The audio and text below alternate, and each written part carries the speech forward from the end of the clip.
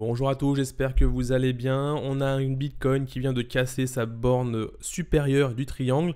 Il a construit depuis un petit moment, donc c'est plutôt bon signe pour le Bitcoin, même s'il est encore dans son range ici. Ce qui est étonnant, c'est que sur le Fear and Greed, on est encore sur quelque chose en extrême peur. Ça veut dire que le marché n'a pas encore repris totalement confiance, même si le cours augmente. Donc c'est ce qu'on voyait un petit peu hier dans la vidéo, peut-être au niveau des volumes, mais on ira voir ça de plus près dans quelques instants. Je présenterai également un indicateur ici qui vient apporter des précisions à ce que je viens de dire. Et surtout, on passera sur le Bitcoin en logarithmique, puisque j'aurais envie de vous montrer surtout la tendance à long terme. Très important, je vais y passer pas très longtemps sur ce graphique, mais j'aimerais bien vous faire un petit point là-dessus. En fin de vidéo, je vais vous présenter 3 crypto-monnaies que j'observe en ce moment, qui est le VET, l'AVAX et le DOT. Vraiment 3 crypto-monnaies qui font partie des mid-cap qu'on a un petit peu dans le CoinMarketCap ici. Voilà, je vois un Shiba Inu qui est 28e position. C'est assez incroyable. Si vous ne savez pas ce que c'est le Shiba Inu, dites-le moi en commentaire. Puisqu'en fait, je pourrais également analyser. Ça fait partie des shitcoins, en fait, des shitcoins qui en fait n'ont pas trop d'utilité. Je le compare au Dogecoin qui vraiment ne sert aujourd'hui à rien, même s'il y a un petit peu des bruits qui courent sur le fait que ça change un petit peu. Mais un Shiba Inu là qui a un projet derrière, mais qui est sorti un peu de nulle part. Bref, on en parlera plus tard. Et je vous parlerai en fin de vidéo de l'XRT. L'XRT, pas parce qu'il est intéressant, mais c'est parce que c'est un cas d'école. Et je vais vous montrer en fait ici ce qui s'est passé sur cette sortie. Et ça peut vous arriver aussi. Et quand vous voyez par exemple une entrée en position et que derrière vous vous prenez un moins 18%, et ben vous revendez alors que c'est pas forcément fini. J'aimerais vous expliquer, donner quelques informations pédagogiques là-dessus, puisque je sais que dans la chaîne, vous aimez ça. Bonjour à tous, moi c'est Eldo. Si tu es de retour sur la chaîne, je te dis bon retour sur la chaîne. Mais si tu es nouveau, je t'invite à t'abonner à la chaîne en cliquant sur le bouton juste en dessous de la vidéo. Tu as un bouton s'abonner et à mettre la petite cloche, très important la petite cloche pour ne pas oublier et recevoir les notifications et ne pas rater justement les prochains épisodes. Je publie pas mal de vidéos en ce moment, j'ai un rythme assez soutenu, j'essaie vraiment d'être au plus près de vous en vidéo et dans les commentaires. Regardez les commentaires, dans les vidéos précédentes, je mets beaucoup d'informations. Et donc je suis très content qu'il y ait une interaction comme ça qui se passe entre nous. Et juste pour finir cette introduction, je fais gagner une clé Ledger Nano S quand j'aurai atteint les 5000 abonnés. Je suis plus très loin, j'avais dit ça hier, je pensais être très très loin des 5000 abonnés, mais là en fait, il y a eu un gros coup de boost. Alors voilà, on était très proche des 5000 abonnés. Si tu veux gagner une clé de Ledger Nano S, tu t'abonnes et puis ça fera partie de la sélection pour essayer de la gagner. Et bien évidemment, encore un petit point, vous êtes très très nombreux à me demander ce fichier, ce modèle de suivi de trade, justement pour suivre un petit peu ces trades en cours, ces trades clôturés. On a ici un fichier avec une mise à jour automatique des prix. Bon, vous êtes beaucoup à me le demander. Il va sortir très prochainement. Je pense justement quand on atteindra les 5000 abonnés que je pourrai à ce moment-là le partager avec tout ce que j'ai à vous partager. Il y a le lexique que j'ai à vous partager, j'ai la clé à vous faire gagner, etc. Donc je pense que je mettrai tout en même temps sur la chaîne. Et donc c'est très bientôt. Je pense que dans 2-3 jours, même on va dire pour lundi prochain, on sera bon. Donc voilà, abonne-toi si tu veux recevoir tout ça. Donc et si tu veux avoir encore du contenu, j'espère de qualité, c'est plutôt ce qu'on me fait penser justement dans les commentaires. Merci à tous pour tous vos commentaires, vraiment, ça m'encourage à faire encore du contenu. Maintenant que tout ça est dit, désolé, l'introduction était un petit peu longue. Je lance ma petite introduction. Je n'ai pas encore mis de son dessus, mais ça va venir. Et j'espère que cette fois-ci, elle sera animée, parce que hier, ce n'était pas le cas. A tout de suite.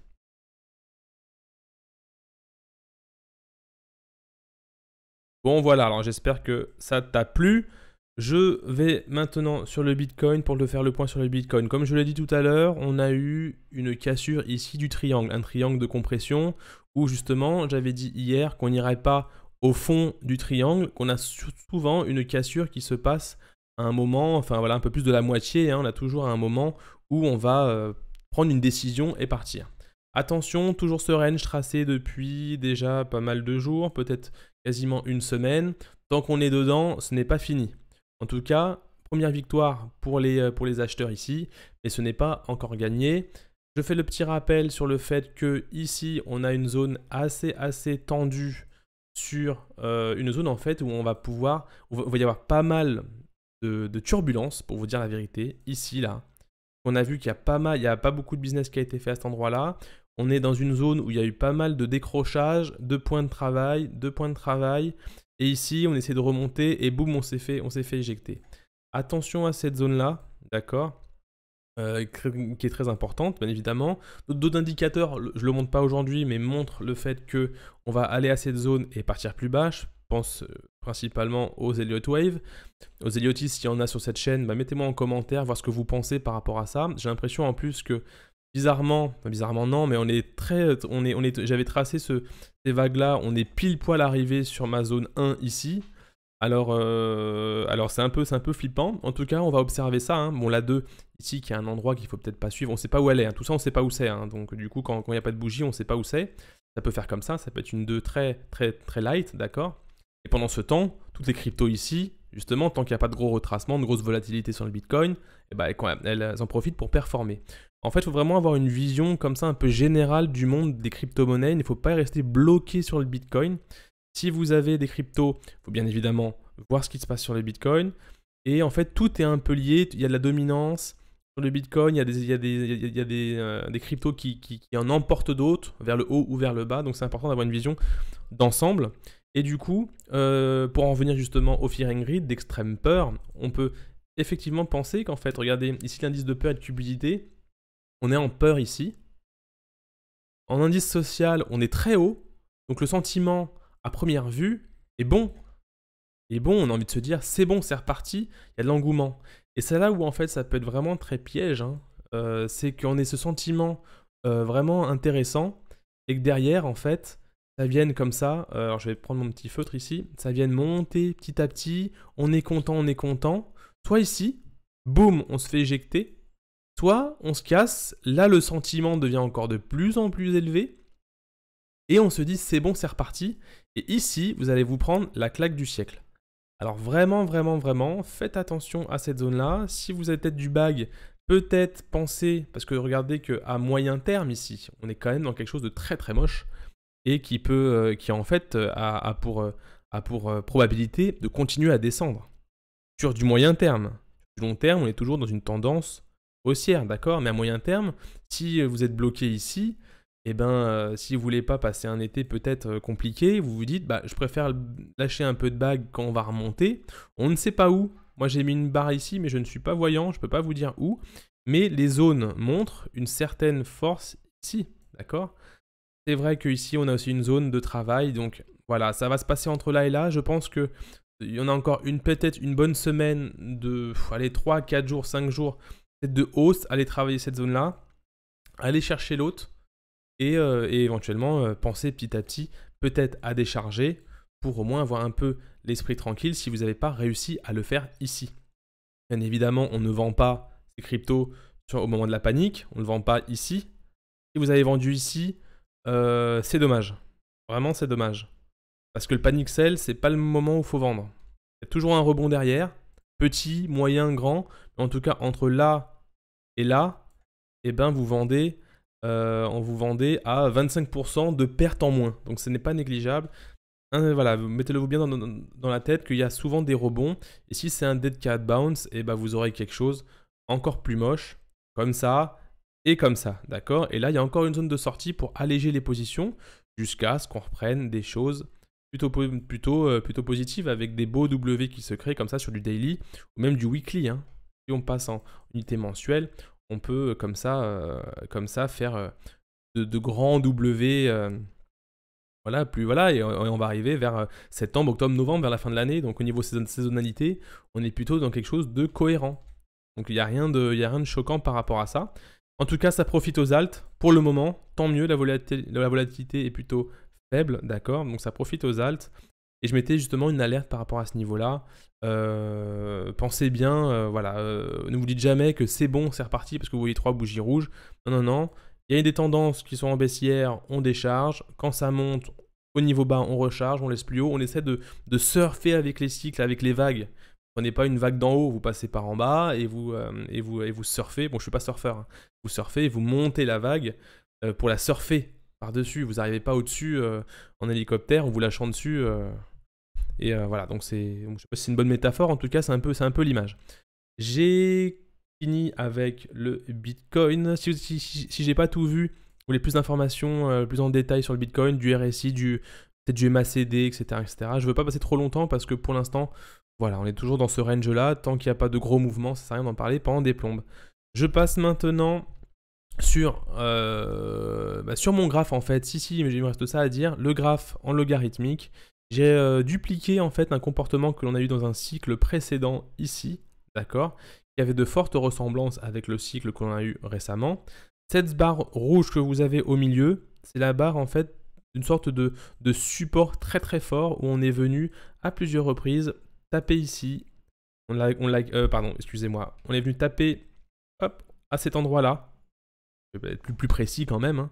Une fois ici, une fois ici. On l'a décroché, on est revenu taper une fois, 2 fois, 3 fois. On est remonté, on est revenu une fois, on est remonté, on a cassé.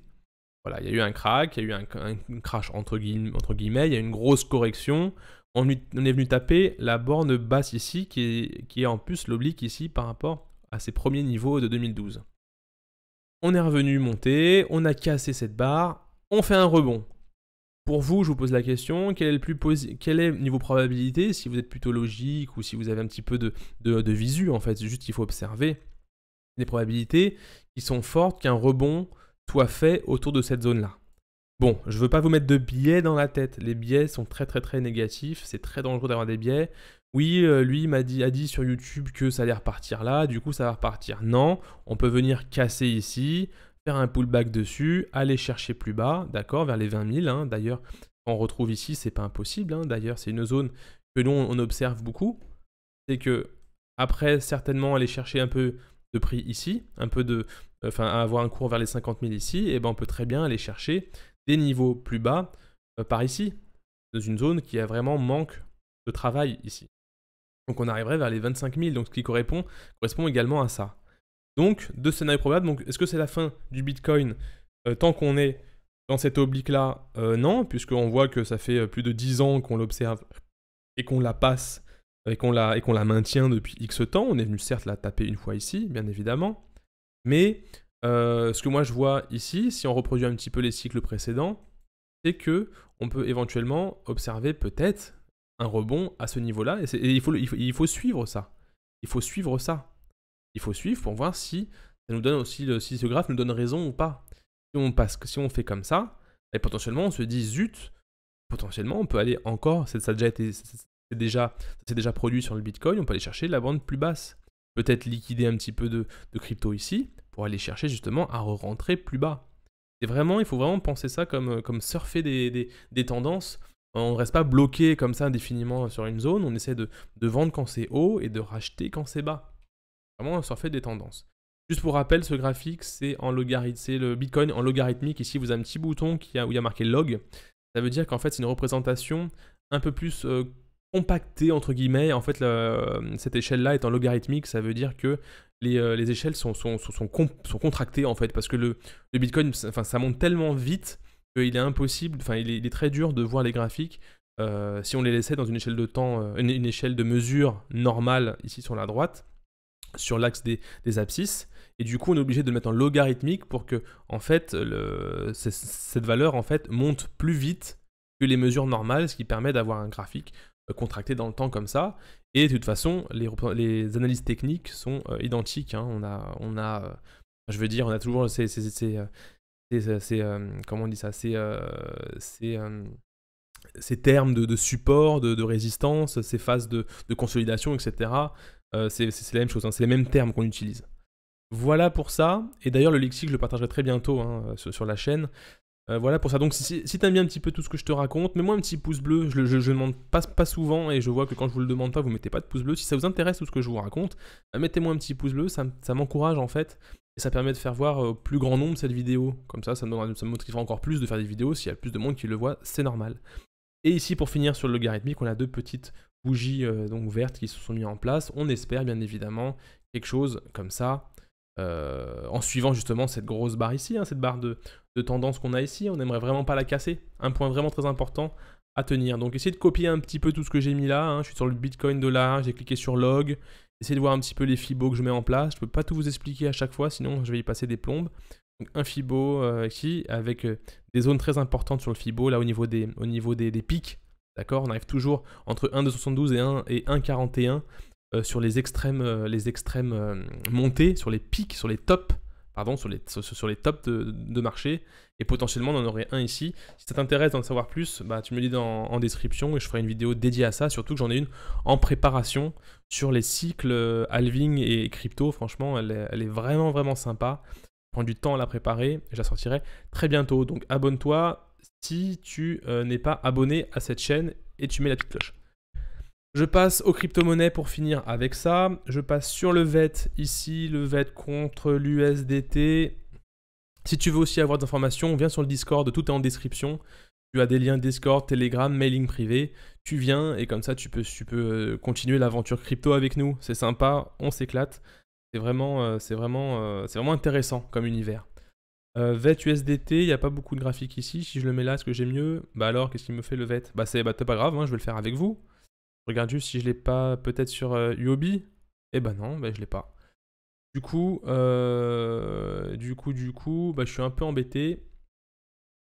J'ai compris mon souci, c'est que je suis sur le graphique en logarithmique. Alors je le quitte, je retourne ici et maintenant je passe sur le VET en USDT et je devrais avoir normalement tout le graphique ou pas. Ouais, c'est pas mal. Allez, je vais rester là-dessus. Parce qu'en fait, si on retourne ici sur VeChain, sur CoinGecko, et ben en fait, si vous tapez VET en moteur de recherche, hein, vous allez le trouver, VET ou VeChain. Et en fait, vous avez ici, ah bah si, cette long train ici, bah en fait, on est bon sur le graphique.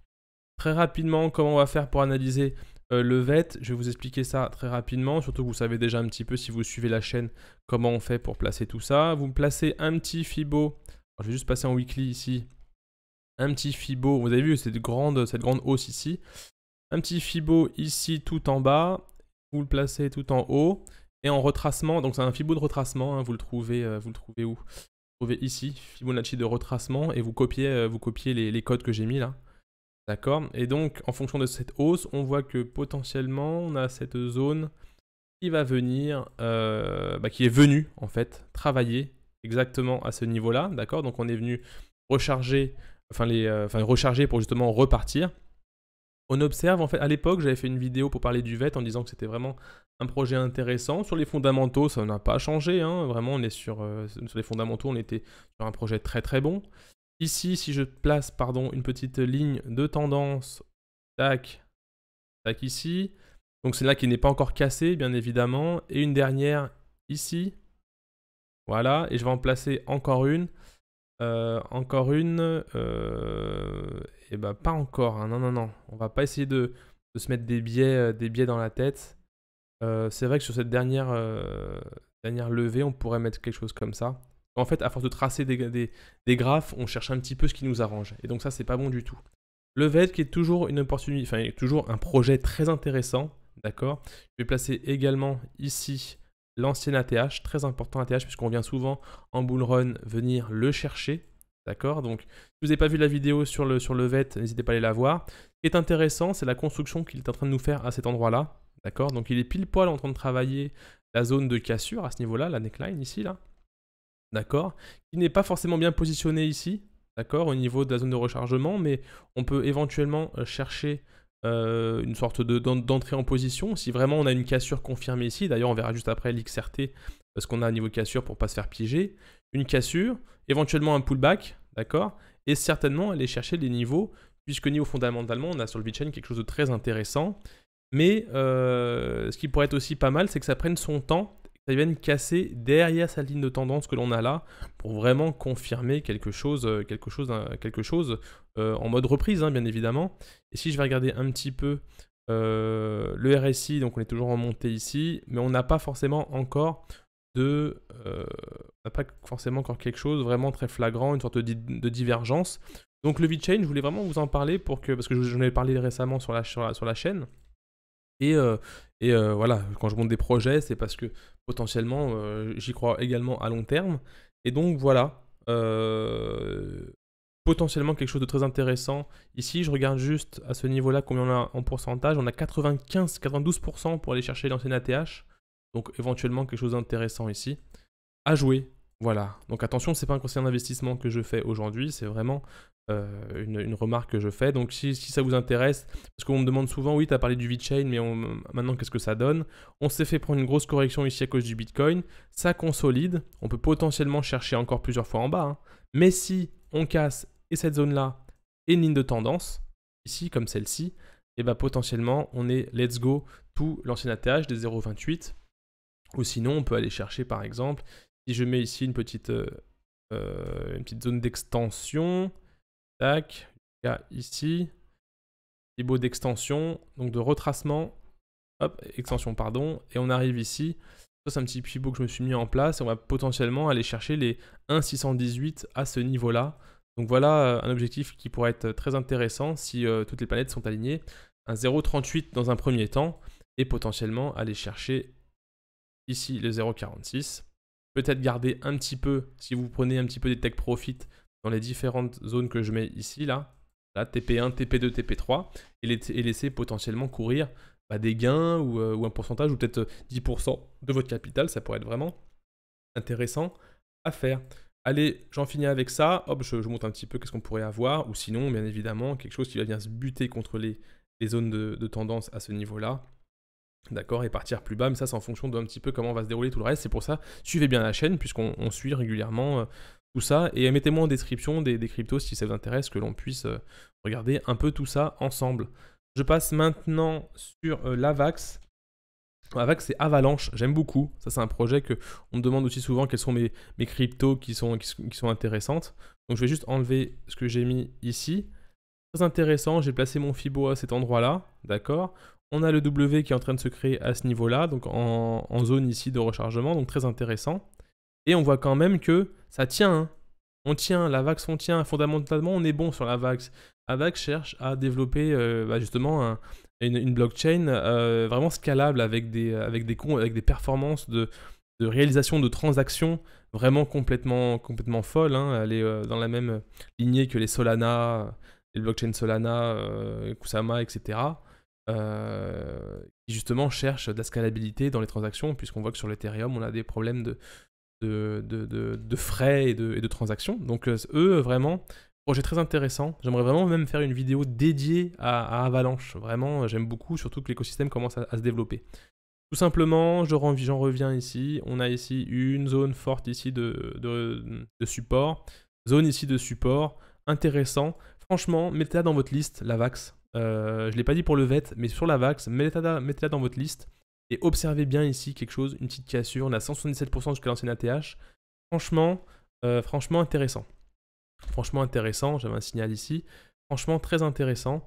Je crois que j'en ai un petit peu dans le bag à cet endroit-là. Mais je pense même, pourquoi pas recharger. Mais sur le Discord, je pense que je vais partager avec la communauté justement une petite liste de trades que je vais faire et qu'on va suivre au fil du temps. Ici, personnellement, je pense que je vais le prendre et que je vais le partager. 178%, franchement, si le Bitcoin nous montre des bonnes tendances. Je regarde vite fait l'AVAX contre le BTC ici pour voir si on est en train de... ouais, il est encore bien sous la dominance du Bitcoin. Ça serait bien d'avoir une belle cassure là, à ce niveau-là, et encore mieux à ce niveau-là, bien évidemment, mais ça, c'est encore dans longtemps, pour justement dire au Bitcoin salut, quoi, et on veut partir. Non, c'est encore une crypto qui est encore sous l'emprise du Bitcoin, à suivre en tout cas, voilà. Très intéressant, la VAX. Tout ça pour dire que, attention également, je reviens vite fait faire un petit point sur ce graphique-là, sur le Bitcoin, puisque si sur la VAX on rentre et qu'on surfe pour voir la TH, ne vous focalisez pas sur la TH, oui, je vais bientôt y arriver, parce que si le Bitcoin fait ça, il va certainement entraîner plus vite la VAX dans sa chute que vous ne le pensez. Donc il faut vraiment être à l'affût des retournements de tendance sur le Bitcoin. C'est pour ça que je fais des briefs et des vidéos sur le Bitcoin, parce que c'est celui-là qui vous montre la route des autres. Quand je vous dis que le Bitcoin va s'affaiblir et partir, allez faire un petit tour, checker vos différentes cryptos, voir si elles vont suivre également. AVAX est dit, je finis sur le DOT. Le DOT, écosystème Polkadot, bon ça c'est pas la peine de de le rappeler encore. Il est en plus en train de casser, d'accord? Il vient de casser la ligne que j'ai ici. Je vais mettre la neckline à cet endroit-là. Et qui est en train de casser, qui vient de faire un retracement. Alors de combien de pourcents? Il a fait un moins 72%, mais c'est affolant, mais qui a quand même fait une belle reprise hein, à ce niveau-là. C'est vrai qu'on a repris 100%, carrément 110% en rebond. C'est pour ça le panic sell du DOT, c'est pas ici que vous vendez. Vous attendez un rebond. Vous attendez des rebonds. Ça aussi, il faut savoir sortir. C'est aussi des choses qu'il faut apprendre, hein, ça, vous ne pouvez pas le deviner. Donc une cassure à ce niveau-là, bien évidemment on attend confirmation de ce niveau pour aller chercher ici l'ancienne ATH et éventuellement surfer encore plus haut. Si vous voulez plus de précision sur le DOT, en fait j'aimerais vraiment pas que la vidéo dure trop longtemps, parce que j'aimerais finir avec mon petit cas d'école qui est l'XRT. Vous me dites hein, si vous voulez vraiment une analyse précise sur le DOT. Vous m'en parlez pas beaucoup du DOT, beaucoup de Matic, beaucoup de Chiliz, beaucoup de trucs comme ça, mais pas beaucoup de DOT, bizarrement, alors que c'est un super projet. Peut-être je me trompe, vous me le dites en commentaire. L'XRT, et j'en finis avec l'XRT, c'est qu'on a eu en fait sur l'XRT une... Alors, je vais juste enlever mon alerte que j'avais là, j'ai mis ça sûrement il y a très longtemps, parce que c'est pas une crypto que je suis énormément. Un beau W qui est en train de se créer à ce niveau-là, un volume, voilà ce que j'attends moi sur les cryptos, c'est ça que j'attends, des volumes comme ça là, ça c'est bon ça, qu'on vienne casser un petit peu quelque chose de plat là qu'on a eu comme ça, et qu'on vienne casser un peu ça pour montrer qu'il y a du monde derrière, bien évidemment. Une mèche, une très belle mèche. Alors si vous êtes rentré ici, que vous vous dites cool ça a cassé, parce que moi je vous montre des graphes où on casse justement cette ligne-là du W. Vous allez rentrer par exemple là, parce que vous l'avez raté, hein, éventuellement vous êtes rentré en 4 heures, le temps que vous ayez cliqué sur le bouton acheter et faire 3 erreurs, 4 erreurs, parce que c'est parfois sur les exchanges c'est pas facile de retrouver qu'on n'a pas trop l'habitude. Bon, vous avez acheté ça, ok. Vous dites bon, si je suis rentré dedans, c'est parce que justement je cherche à aller plus haut. Par contre, juste derrière, vous allez vous prendre quelque chose qui ressemble à ça. Bon, on l'a tous fait, donc vous inquiétez pas, pas plus bête qu'un autre, c'est normal, c'est des choses qui arrivent. Moins de 14%, là vous dites zut, c'est pas bon. Bah, j'espère que ce que vous avez fait en fait, c'est que quand vous rentrez en position, vous avez des zones, d'accord? Vous avez des zones, donc il y a un élément ici qui s'appelle position longue, donc ça veut dire que vous allez mettre des indications sur la prise de position longue, donc c'est un pari à la hausse entre guillemets. Et vous avez ici, justement, mis votre stop. Ça veut dire que vous indiquez comme objectif un certain niveau au niveau de la baisse. Et ici, vous allez placer votre stop. Vous ne le mettez pas pile poil à la mèche, parce que certainement qu'on va venir le rechercher. Vous le mettez un peu plus bas, d'accord? Pour essayer d'éviter justement à ce que le cours redescende et se le fasse taper. Okay, et que ça vous fasse sauter votre position. Le cours peut faire ça autant qu'il veut. Tant qu'il sera au-dessus, ça ne sera pas sauté. Et vous espérez justement un gain qui arrive là. Le mieux, c'est d'avoir un ratio qui est au minimum de 2 ici, d'accord? Donc là, si je viens ici, je suis à 1,46. Si je viens ici, excusez-moi, je suis à... Hop, si je veux faire un 2, je vais quand même très haut et c'est potentiellement possible. Donc si je passe ici, je mets le panier au plus haut ici, ça peut se jouer. Donc au niveau du trade, très bien. Par contre, ce que je voulais vous dire, c'est par rapport à ça ici, c'est que vraiment, quand on a une cassure à ce niveau-là, il faut attendre confirmation. Le mieux de la confirmation, c'est d'attendre une confirmation en daily. C'est attendre que la journée passe, voir si le lendemain, d'accord, on a la bougie, le corps de la bougie qui est au-dessus, d'accord, pour rentrer, pour confirmer, et au mieux de lisser son entrée. Donc peut-être vous êtes rentré ici, peut-être rentré là parce que vous avez vu que ça partait, il y a un pullback derrière, vous dites cool, je mets une entrée ici, ça vous fait un prix qui est lissé, et ensuite vous avez votre trade qui va surfer. Si ça descend plus bas, ça vous saute, si vous remontez plus haut, vous avez du gain, d'accord? Vous voyez ce que je veux dire?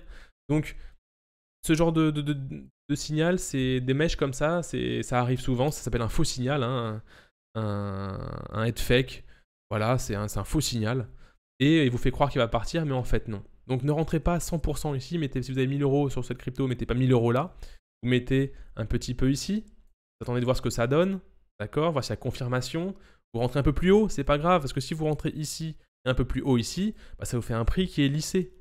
C'est mieux que d'avoir mis 100% à ce niveau-là, de voir que ça fait ça, vous êtes mort, ou que ça monte, et que ça redescend derrière, et que vous dites zut, j'aurais pu rentrer à un autre niveau et avoir un prix beaucoup plus avantageux. Je pense que vous avez compris ce que j'ai voulu dire. Donc si tout ça, si ça vous a plu, mettez-moi un petit pouce bleu, parce que comme ça me permet ça me montre que vous aimez avoir des explications de ce genre. Ça prend un peu de temps, c'est pour ça que je le mets en fin de vidéo, des explications pédagogiques comme ça, j'aime bien un petit peu vous apprendre ce genre de choses, et surtout qu'on déniche aussi dans le Discord pas mal de crypto-monnaies très très intéressantes. Donc n'hésitez pas à venir. Mes lignes privées, Telegram dans le groupe, dans les descriptions, pardon. Un petit pouce bleu si ça vous intéresse. Abonnez-vous si ce n'est pas déjà fait. Je vous dis à très bientôt pour une prochaine vidéo. Soyez prudents avec votre capital, très important. Y allez-y progressivement, en lissant vos entrées, en lissant vos sorties. On y va tranquille. Et puis, je vous dis à très bientôt pour une prochaine vidéo. Salut tout le monde, ciao.